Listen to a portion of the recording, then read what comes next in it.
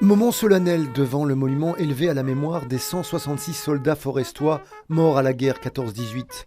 Quelques dizaines de personnes assistent à la cérémonie. Parmi elles, Joseph de Rooij, ce forestois, a connu cette époque au travers des récits de son grand-père.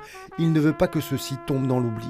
Il faut qu'on puisse dire aux jeunes qui arrivent maintenant que la guerre de 14-18, de la guerre de 40-45, on ne peut plus jamais voir ça. Il y a eu assez de morts comme ça. Le professeur Thomas Gergely enseigne la philosophie à l'ULB. Il témoigne de ce besoin de transmission. Aujourd'hui, nous commémorons le 11 novembre, qui est la fin de la Première Guerre mondiale. Mais à part quelques cas exceptionnels, plus personne n'est sur cette terre qui a participé à cette guerre.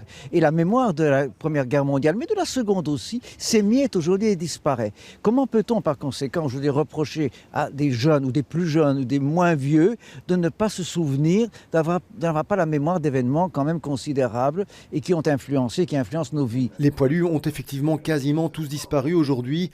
Sans eux, pour transmettre leur vécu, le philosophe plaide pour un autre concept. C'est une notion sociologique qu'on appelle la culture de la mémoire.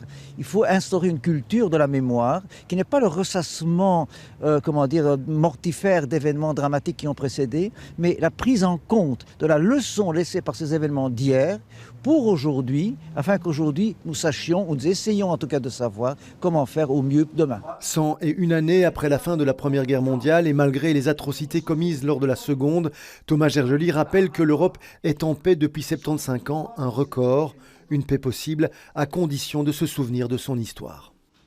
Merci beaucoup.